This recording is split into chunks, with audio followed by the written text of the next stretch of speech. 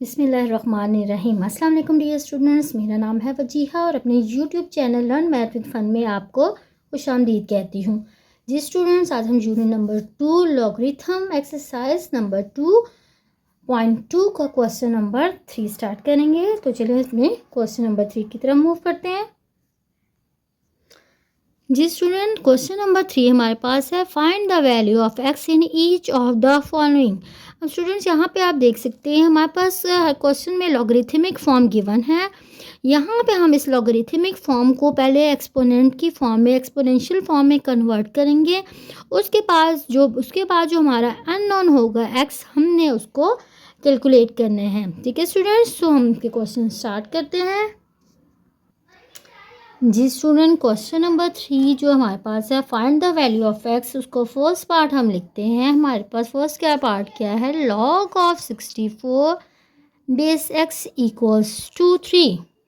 ठीक है स्टूडेंट्स, मैंने यहाँ पे आपको पहले क्या बताया था कि सबसे पहले हम अपनी इस लॉगरिथमिक फॉर्म को एक्सपोनेंशियल फॉर्म में कन्वर्ट करेंगे।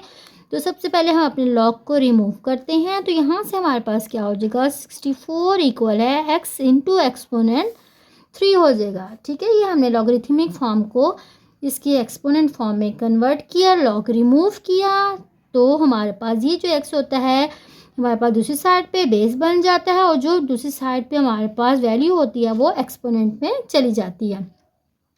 अब हम यहाँ पे देखिए, यहाँ पे हमारे पास हमने एक्स को फाइंड करना है। तो यहाँ पे हमारे पास एक्स की पावर 3 है। इट्स मीन अगर एक्स की यहाँ एक्सपोनेंट है तो यहाँ पे जो नंबर गिवन है हमने इसका भी एक्सपोनेंट बनाना है, इसकी भी हमने पावर बनानी है और उसके बाद इसके एक्सपोनेंट को हमने ख़त्म करके एक्स को हमने कैलकुलेट कर लेना है। तो सबसे पहले मैं 64 को भी एक्सपोनेंशियल फॉर्म पे बनाने के लिए मैं इसका एलसीएम लेती हूँ।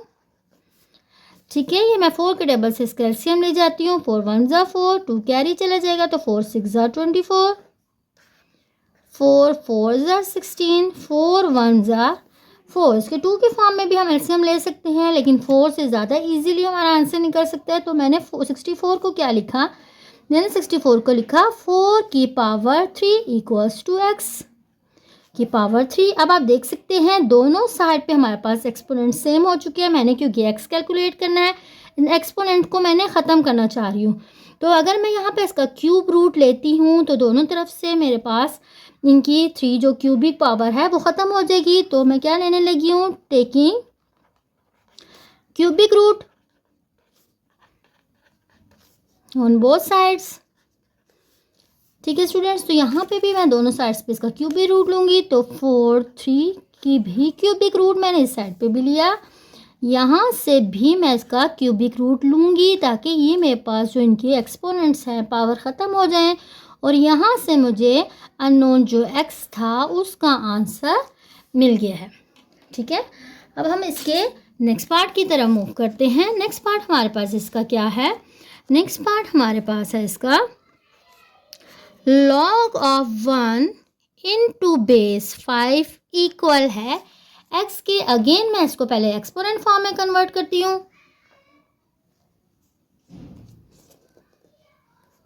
एक्सपोनेंट फॉर्म में कन्वर्ट करने के लिए मैंने अगेन इसके लॉग को ख़त्म करना है। तो ये मेरे पास 5 जो बेस में था यहाँ चला जाएगा और x इसके एक्सपोनेंट में आ जाएगा। अब मैंने इस x को कैलकुलेट करना है। अब आप देखें x यहाँ पे मेरे पास पावर में मौजूद है। इट्स मीन कि यहाँ पे भी मैंने इस नंबर को भी पावर की फॉर्म में लाना है। दोनों साइड पे बेसिस सेम होंगी तो ही मैं इनकी पावर्स को इक्वल रख के x को कैलकुलेट कर सकती हूँ। अच्छा स्टूडेंट्स, हमने एक और रूल पढ़ा है कि अगर a की पावर हमारे पास एक्सपोनेंशियल फॉर्म में लॉ ऑफ इंडिसेस में हमारे पास एक और चीज़ होती है जो हमने पढ़ी हुई है कि किसी भी नंबर की पावर 0 हो तो वो 1 के इक्वल होता है, या मैं 1 को किसी भी नंबर की पावर अगर 0 लिखूं तो मैं उसको लिख सकती हूँ। यहाँ पे मैंने इसी तरह यूज़ करना है क्योंकि मुझे बेस में यहाँ पे 5 चाहिए x को कैलकुलेट करने के लिए। तो मैं 1 को लिख सकती हूँ 5 की पावर 0, क्योंकि 5 की पावर 0 या किसी भी नंबर की एक्सपोनेंट 0 हो तो आंसर 1 ही आता है। इसका मतलब मैंने 1 को इस तरह लिख लिया। अब 1 को इस तरह लिखने का मकसद मेरा ये था ताकि बेसिस सेम हो जाए।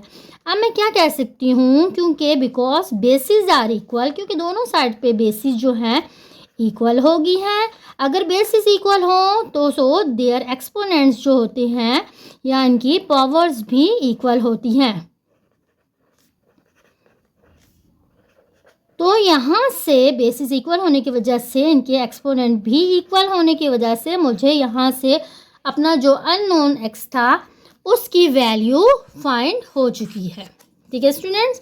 ओके, नेक्स्ट पार्ट की तरफ अब हम इसके मूव करते हैं। जो इसका थर्ड पार्ट है उसको लिखते हैं। हमारे पास थर्ड पार्ट क्या है? हमारे पास थर्ड पार्ट है log of 8 base x equal है 1 के।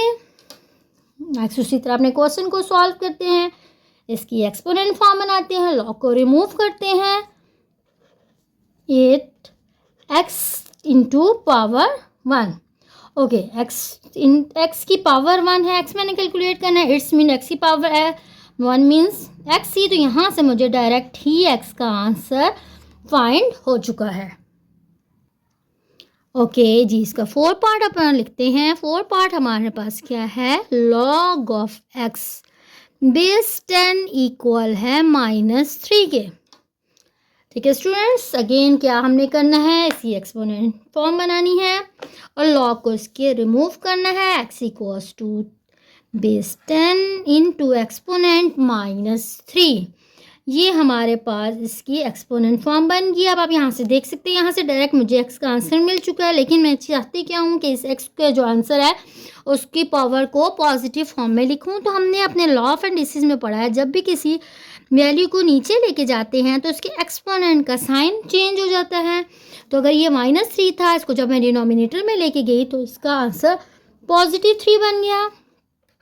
तो यहाँ से हमें इसको मैं ओपन करती हूँ तो 1 डिवाइडेड बाय 1000 इसका आंसर मुझे मिल गया है। ओके स्टूडेंट्स, नेक्स्ट पार्ट की तरफ मूव करते हैं। नेक्स्ट पार्ट हमारे पास इसका फिफ्थ पार्ट क्वेश्चन नंबर 3 का क्या है? log of x base 4 equals to 3/2। ठीक है स्टूडेंट्स, अब अगेन फिर हमने वही काम करना है जो सारे हम क्वेश्चंस में करते आ रहे हैं कि हमने इसकी एक्सपोनेंशियल फॉर्म बनाने लगे हैं। अगेन इसके log को रिमूव करने लगे हैं। तो यहाँ पे हमारे पास रह जाएगा x, 4 दूसरी तरफ चला जाएगा बेस में, और ये 3/2 हमारे पास इसकी एक्सपोनेंट में चला जाएगा। अब देखिए स्टूडेंट्स, यहाँ से इट्स मीन कि अगर मैं इस साइड को सॉल्व करती हूँ तो मुझे डायरेक्टली x का आंसर मिल जाएगा। अब यहाँ पे आपके देखिए 4 की x पावर में 3/2 है। इट्स मीन कि अगर मैं 4 का एलसीएम लेती हूँ और इसकी यहाँ पावर बनाती हूँ तो ये दोनों पावर्स आपस में कैंसिल आउट होंगी और मेरे पास क्वेश्चन सॉल्व हो जाएगा। ये देखिए, हम 4 को क्या लिख सकते हैं? 2 का स्क्वायर। 4 को 2 का स्क्वायर लिख सकते हैं इंटू 3/2। बाय रूल दोनों पावर्स जब मल्टीप्लाई होंगी तो ये 2 इस 2 से कैंसिल आउट हो जाएगा और हमें अब मिल जाएगा x इक्वल्स टू 2 की पावर 3। x इक्वल्स 2 की पावर 3 को जब हम ओपन करेंगे तो यहाँ से मुझे x का आंसर 8 मिल जाएगा। ओके, अब हमारे पास क्वेश्चन नंबर जो 3 है उसका जस्ट लास्ट पार्ट रह गया है। लास्ट पार्ट की तरफ इसके हम मूव करते हैं। अब लास्ट पार्ट में हमारे पास क्या है? log of 1024 into base 2 equals to x। Again जिसकी एक्सपोनेंट फॉर्म हम बनाने लगे हैं, log को रिमूव करने लगे हैं, तो ये हमारे पास इसकी एक्सपोनेंट फॉर्म बन चुकी है। अब आप फिर देखिए कि यहाँ पे हमारे पास x जो है 2 की x की बेस जो है 2 है। यहाँ पे अगर मैं बेस 2 बना लूँ तो मेरे पास बेसिस इक्वल हो जाएंगी। तो मैं क्या कहूँगी कि अगर बेसिस इक्वल है तो इनकी पावर्स भी इक्वल हो चुकी हैं। इट्स मीन कि अगर यहाँ x की बेस 2 है तो यहाँ पे भी इस साइड पे भी मैंने बेस 2 ही बनानी है। इसके लिए मैं क्या करती हूँ, मैं अपनी इस वैल्यू का एलसीएम लेती हूँ।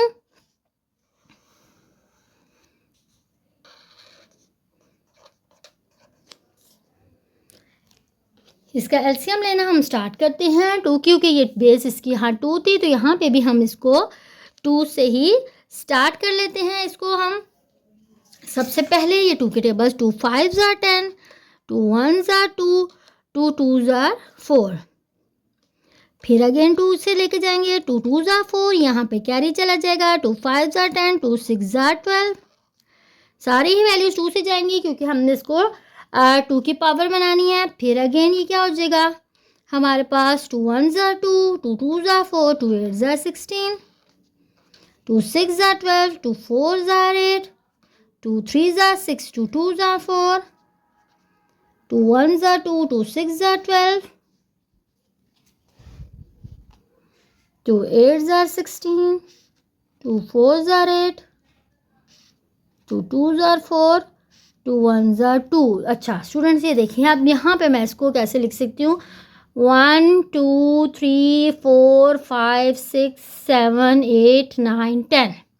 इट्स मीन के 1024 को मैं कैसे लिख सकती हूँ, 2 की पावर 10 इक्वल्स टू 2 की पावर x। अब देख सकते हैं कि बेस दोनों की बेसिस में 2 आ चुका है, तो बेसिस इन दोनों की क्या है, इक्वल है। तो मैं क्या लिखूंगी, बिकॉज बेसिस आर इक्वल, क्योंकि इनकी बेसिस क्या है, बेसिस इनकी क्योंकि इक्वल हो चुकी हैं, सो देयर पावर्स, तो इनकी अगर बेसिस इक्वल हैं तो इनकी पावर्स भी इक्वल होंगी।